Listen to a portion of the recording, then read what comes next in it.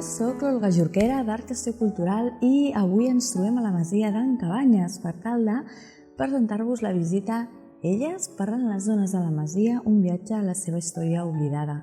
Una mirada que vol posar de relleu a totes aquelles dones que han format part de la família, han tingut alguna relació amb ella o fins i tot que hi són representades a la casa.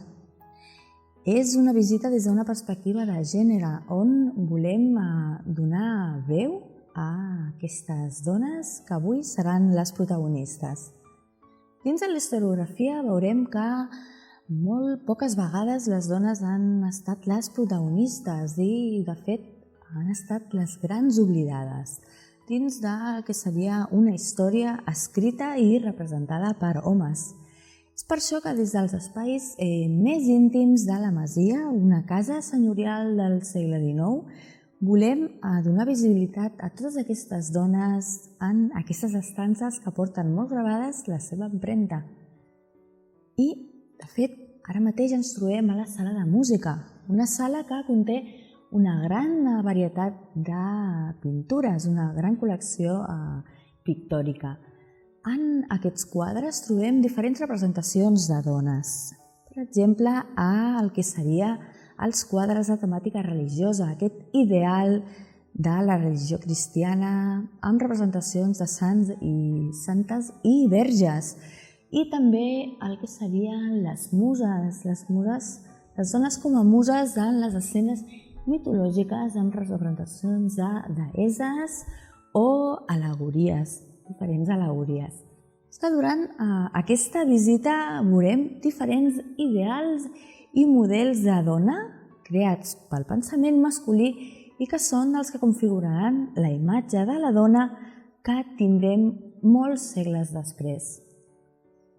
Aquí a la masia veurem com es dona protagonisme als homes com a cap dels negocis familiars, com a artistes, poetes, pintors, i les dones són les grans oblidades. De fet, poc sabem d'aquestes dones. Destaca les figures de tres germans, en Josep Anton, Joaquim i Manel, però hi havia una quarta germana, Maria Dolors de Cabanyes, de la qual, com dic, sabem molt poc.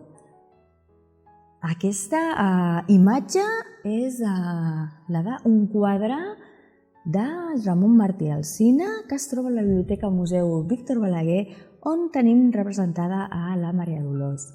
Un quadre que ens dona una imatge d'ideal burgès tan habitual a l'època. De fet, molts d'aquests quadres eren encarregats a grans pintors per part dels marits i eren fets de cara a mostrar-nos la posició social i econòmica de la família. Aquesta desigualtat entre homes i dones era ben palesa ja des de la seva infància, ja que l'educació entre uns i els altres era molt diferent. Mentre els homes es preparaven per tal d'anar a la universitat i després es convertien en metges, en caps del negoci familiar o en advocats, les dones tenien una educació destinada a aconseguir un bon matrimoni i a ser després governadores de la seva llar. Entre aquestes lliçons que les dones adquirien de ben jovenetes estava la de tocar algun instrument com l'arpa i el piano, parlar francès, escriure i llegir correctament i algunes lliçons d'aritmètica bàsiques per tal de poder portar la llar.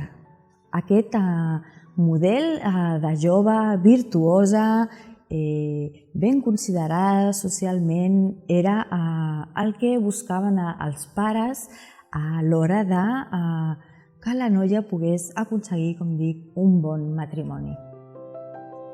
Ens trobem ara en una altra de les estances de la masia, la cambra del poeta Manuel de Cabanyes, on coneixerem a l'Antònia Anglada, la jove que, segons alguns autors, estaria representada en aquest quadre, font de tants versos i poemes que el poeta va escriure. el Manuel i l'Antònia es van conèixer de ben joves i van començar una amistat, però els pares de la jove no estaven d'acord, no volien que l'Antònia es casés amb Manuel de Cabanyes, ja que volien un pretendent molt més ben posicionat social i econòmicament per la seva filla. Això era molt habitual, no només la poca llibertat a l'hora d'escollir entre casar-se o no, sinó també a l'hora d'escollir marit. Els pares sempre tenien molt a dir i feien aquests matrimonis concertats en el que buscaven, com deia, posicionar la família social i econòmicament. És per això que les joves estaven molt vigilades pels seus pares, sobretot per les mares que miraven on anaven o amb qui, i sempre les feien anar acompanyades de la criada, la mateixa mare o alguna parenta. En Manel i l'Antònia no van poder veure realitzat el seu amor i mesos abans de la mort del poeta, l'Antònia es va casar amb un altre home. Això va ser un cop molt dur pel poeta i la figura de la seva estimada ens és visible en alguns dels seus poemes. En aquests ens mostra un ideal de jove virtuosa on l'Antònia és el seu amor impossible, un amor llunyà, un amor que no arribarà a aconseguir mai, i segueix aquest model d'amor romàntic impossible que tan habitual era en la literatura romàntica de l'època.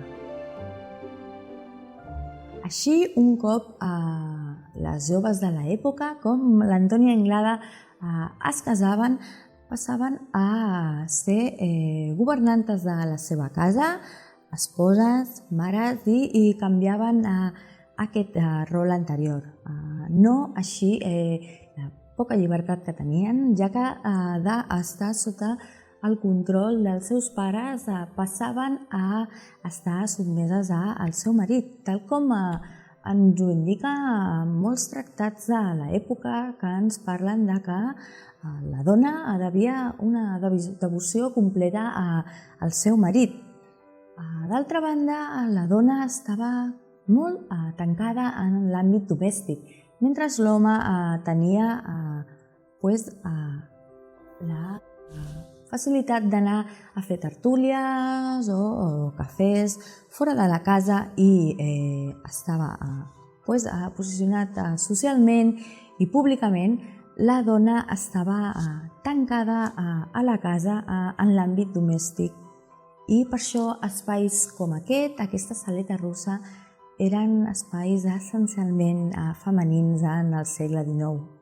Així veiem com l'home és un objecte actiu de la societat, participa amb ella, però la dona serà un objecte passiu que, com dic, estarà molt tancada en aquest àmbit.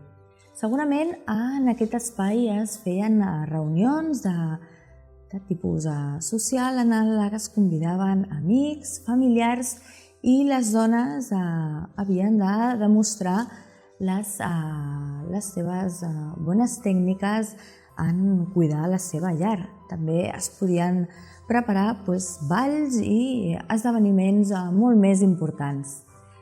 En aquest cas, es crea un model de perfecta casada, d'àngel de la casa que se n'ocupa de cuidar dels marits, de cuidar dels fills i també de portar tota la casa, organitzar els criats i fer totes les tasques que li pertocaven. En aquest sentit, ens trobem amb un molt bon exemple en la figura de la Maria Josefa Dulcinelles, més coneguda familiarment com a Pepita. La Pepita era l'esposa del Josep Anton de Cabanyes i aquest era el cap del negoci familiar, el primogènit, durant bona part del segle XIX. La Pepita, en aquest cas, la trobem representada en aquestes al·legories de les estacions de l'any que pinta el seu propi marit. En aquestes veiem que se'ns mostra una figura de la Pepita idealitzada, una ideal molt romàntic que té molta relació amb la natura i diferents elements d'aquest tipus. En aquest sentit, podem veure com, a diferència de moltes dones de l'època, de la Pepita en tenim bastanta informació, però de la mà del seu marit, o sigui, des d'un punt de vista masculí. I això serà el que perfilarà una miqueta la imatge que ens ha arribat d'ella després de tants anys. En Josep Anton escriu notes autobiogràfiques dels seus viatges i en moltes ocasions ens parla de la seva estimada, de la seva esposa. Ens parla de les seves habilitats amb la cuina, amb la costura, tocant el piano, i ens la mostra com una perfecta esposa i mare que té cura dels seus fills en aquest ideal de dona casada que explicava abans, que seria el de l'àngel de la casa. Ens trobem en un altre dels espais de la casa i fem també un gran salt cronològic, ja que ens trobem a la cambra del pintor Alexandre de Cabanyes, net de la Josefa i el Josep Anton de Cabanyes, que va instal·lar-se aquí i va viure a la masia durant bona part del segle XX. Va venir a viure-hi amb la seva esposa, Pilar i Ricard i Nin, en la qual trobem representada en alguna de les seves obres amb un posat molt familiar i tendre, també amb els seus 4 fills. I és precisament d'un d'aquests fills, de la primogènita, la Núria de Cabanyes, de qui volem parlar-vos ara. La Núria va ser l'única dels fills que va heretar la vocació artística del pare, i l'Alexandre estava molt orgullós d'ella, fins i tot la veia com a successora del talent artístic de la nissaga. Veiem que en aquest sentit la Núria tenia un rol ben diferent, ja que els seus pares li donaven llibertat per tal de poder portar a terme la seva afició, i fins i tot se sentien molt orgullosos. L'Alexandre va veure, però, per això com la vida de la seva filla es va veure troncada amb només 22 anys, ja que la Núria va morir de tuberculosi, i no sabem fins a quin punt hauria pogut arribar aquesta gran faceta artística de la noia. Veiem com en aquest discurs sobre les dones de la masia la Núria representaria la creativitat que no va poder arribar a veure la llum, tal com va passar amb la vida i obra del poeta Manel de Cabanyes.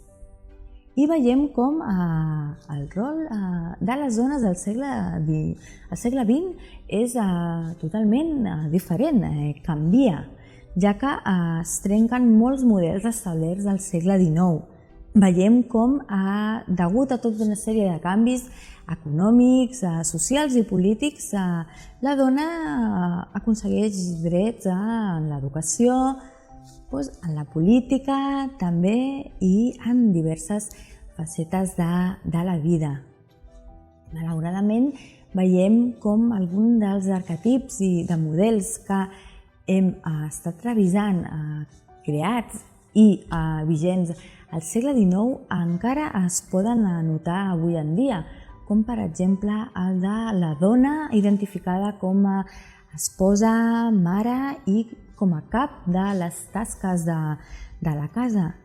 I és per això que amb aquesta visita hem volgut, gràcies a la vida i la història d'aquestes dones de la masia, servir d'inspiració per tal d'afavorir aquest camí cap a la igualtat de gènere en la nostra societat. I fins aquí hem arribat explicant la història d'aquestes 4 dones, la Maria Dolors de Cabanyes, l'Antònia Inglares, la Josefa Dulcineas i la Núria de Cabanyes, les quals han vist la seva veu per primer cop alçada davant d'aquesta mirada masculina vigent durant bona part dels segles.